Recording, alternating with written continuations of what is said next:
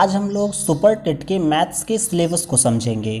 देखिए, किताबों में और इसकी वेबसाइट्स पर बहुत क्लियर नहीं बताया रखा है कि ये कितने सवाल कहाँ से पूछे जाएंगे। सिर्फ ये पता है कि 20 नंबर आने वाले हैं आपको सुपर टेट में 20 क्वेश्चंस के लिए। तो मैंने 2018, बात समझिएगा कि मैंने 2018 और 2019 में जो दो पेपर हुए थे सुपर टेट के, इन दोनों को एक बेहतर, इन दोनों का एनालिसिस और अच्छी इन सब की पर मैंने एनालिसिस किया। उसके बाद मैंने ये सिलेबस आपके सामने ला रहा हूँ और जो पूरा सिलेबस दिया हुआ है सेम टू सेम वही सिलेबस है। ये मान के चलिए वेबसाइट में, मतलब आयोग ने जो सिलेबस दिया है आपको, वही सिलेबस से प्रश्न पूछे जा रहे हैं। सिर्फ एक दो फैक्ट ऐसे हैं, एक दो चैप्टर्स ऐसे हैं जिनसे अब तक प्रश्न नहीं पूछे गए हैं और वो सिलेबस में है। आज बहुत ही एनालिसिस के बाद, शोध के बाद ये सिलेबस मैं आपके सामने लाया हूँ। 2018 और 19 के आप पेपर को देखेंगे तो आपको यहीं से प्रश्न मिलने वाले हैं। तो ये सिलेबस है, इसका सिलेबस को हम अच्छे से समझेंगे, सुपर टेट मैथ्स के सिलेबस को। और ये ध्यान रखना है कि जो सुपर टेट का सिलेबस है वही यूपी टेट का भी सिलेबस है। बहुत अधिक अंतर दोनों में नहीं है। आप किसी एक की अगर तैयारी करते हैं तो आप ये मान के चले कि आपका दोनों की तैयारी साथ साथ होती जाएगी। मेरे ही चैनल पर मैं आपको मैथ्स, रीजनिंग, इंग्लिश, हिंदी, बाकी सब्जेक्ट की भी तैयारी कराऊंगा। तो आप चैनल को अगर सब्सक्राइब कर लेंगे तो सुपर टेट के लिए तो ये काफ़ी आपके लिए बेनिफिशियल होने वाला है। चलिए चर्चा करते हैं सवालों को कि कौन से सवाल कहाँ से पूछे जाते हैं और इनका वेटेज क्या है। ये इस चीज़ को आज हम समझेंगे, ठीक है।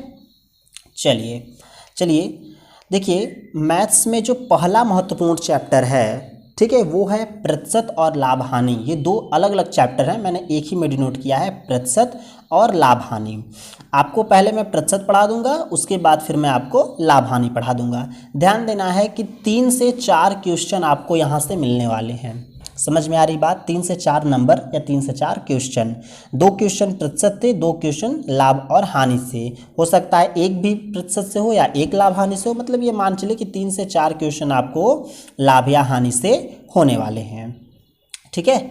आगे चलते हैं। अगला जो आता है वो है साधारण ब्याज और चक्रवृद्धि ब्याज। इससे भी आप मान के चले कि 2 से 3 क्वेश्चन आपको यहाँ से भी मिलेंगे। चीज़ें क्लियर हो रही है ना?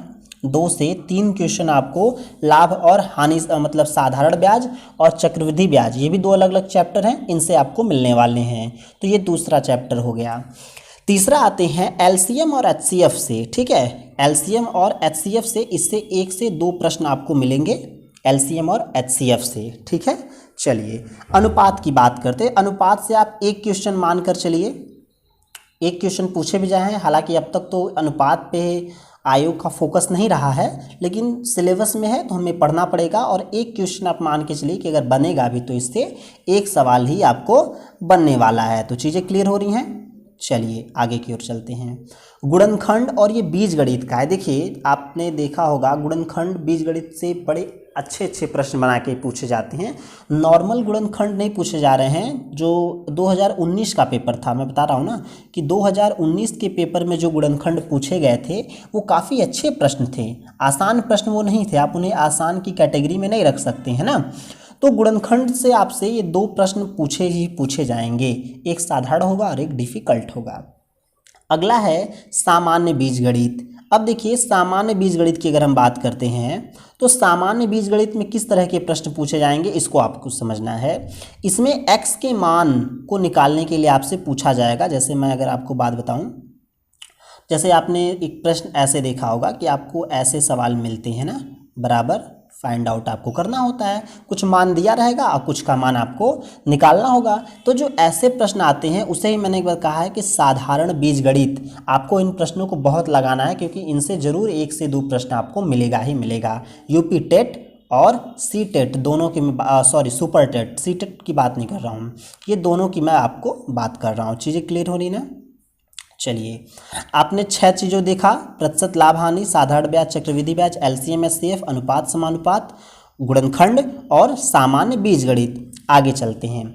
आगे है 7वां जो है, इसका नाम है सामान्य बीजगणित, ज्यामिति। ज्यामिति में बात करें तो ज्यामिति में देखिए मुख्य तौर पर ये 4 चीज़ें आपसे पूछी जाएंगी, ठीक है। वृत्त को तो एकदम कंठस्थ आपको करना है। घर वालों का आप नाम भूल जाइए, माँ बाप का नाम भूल जाइए, अपना नाम भूल जाइए, कोई दिक्कत नहीं है, लेकिन वृत्त आपको नहीं भूलने हैं। अकेले वृत्त आपको 2 क्वेश्चन देकर जाएगी और बहुत ही कम इसमें पढ़ना है हमको। सिर्फ कुछ फॉर्मूले हैं, उन्हीं को याद अगर कर लेते हैं आप, कुछ इसके थ्योरम्स हैं, आप इसे याद कर लेंगे तो बड़ी आसानी से वृत्त से ये दोनों सवाल आप लगा लेंगे।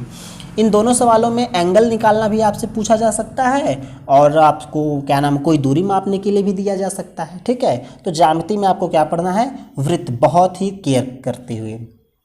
त्रिभुज, चतुर्भुज और बहुभुज, इन सबको मिला दिया जाए तो ज्यामिति से आप ये मान के चले कि 4 से 5 प्रश्न, सबसे अधिक प्रश्न अगर कहीं से पूछे जाते हैं तो ज्यामिति से पूछे जाते हैं। आप इसको 5 क्वेश्चन अकेले मान के रखिए कि 5 ऐसे प्रश्न हैं जो आपसे अच्छी तरह से पूछे जाएंगे। चीज़ें समझ में आ रही हैं आपको? चलिए, सांख्यिकी से आप 2 क्वेश्चन मारे, मीन, मीडियन, मोड। ठीक है, माध्यिका, माध्य और बहुलक, इनसे प्रश्न पूछे जाएंगे। बहुत डीप नहीं पूछे जाएंगे, लेकिन हाँ प्रश्न पूछे जाएंगे और 2 प्रश्न आपको सांख्यिकी से मिलने वाले हैं। तो सांख्यिकी को भी बहुत बेहतर तरीके से हम तैयार करेंगे। ठीक है, विचलन क्या होता है, माध्य क्या होती है, सारी चीज़ों को मैं आपको पढ़ाऊँगा, आप चैनल पर सिर्फ बने रहें। अगला है संख्या पद्धति। देखिए, संख्या पद्धति से सुपर टेट में सिर्फ 1 या 2 प्रश्न अब तक आए हैं और ये काफ़ी लेंदी चैप्टर है। ठीक है, संख्या पद्धति काफ़ी लेंदी चैप्टर है और बहुत अधिक नहीं, 1 से 2 ही प्रश्न इसमें सिर्फ पूछे गए हैं। तो संख्या पद्धति से मान के चले कि आपको 2 प्रश्न मिलेंगे। ठीक है, तो संख्या पद्धति से 2 प्रश्न है। संख्या पद्धति को जब मैं पढ़ाऊँगा तो मैं एक बार आपको बता दूंगा कि आप जब, चूँकि संख्या पद्धति काफ़ी डीप है इसलिए आप स्किप भी कर देंगे तभी कोई दिक्कत नहीं है। अगर आप देखिए 18 क्वेश्चन भी कर ले जा रहे हैं मैथ्स में 20 में, तो ये काफ़ी सफिशियंट है।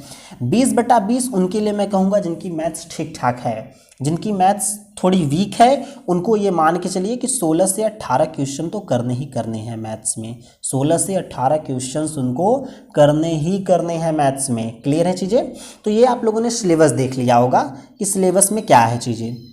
चलिए, अब देखिए थोड़ा सा प्रश्न क्या आता है। तो देखिए, सुपर टेट में 20 क्वेश्चन आपको मैथ्स मिलेंगे और वो 20 नंबर के होंगे। ठीक है, किसमें? सुपर टेट में। सुपर टेट में 20 क्वेश्चन 20 नंबर के होंगे और यूपी टेट की अगर बात करते तो इसमें 30 क्वेश्चन होंगे और 30 नंबर के होंगे। यूपी टेट में क्या होंगे?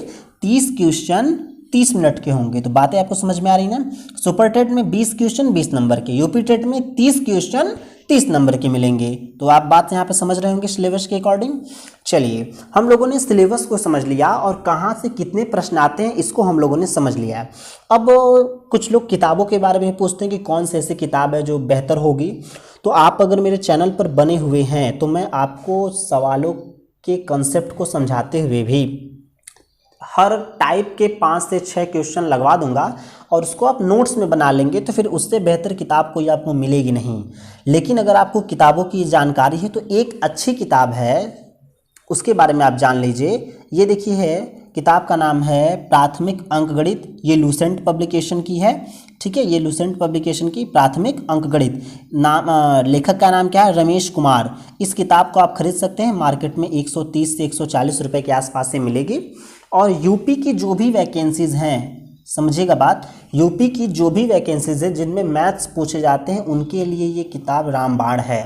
आपको SD यादव नहीं पढ़ना है, RS अग्रवाल नहीं पढ़ना है, राकेश यादव नहीं पढ़ना है, कुछ आपको नहीं पढ़ना है। अगर आपको सिर्फ पढ़ना है, अगर आप किताब से मैथ्स लगाना चाहते हैं सवालों को, तो आपके लिए सबसे बेस्ट किताब यही आपको मिलने वाली है, रमेश कुमार की।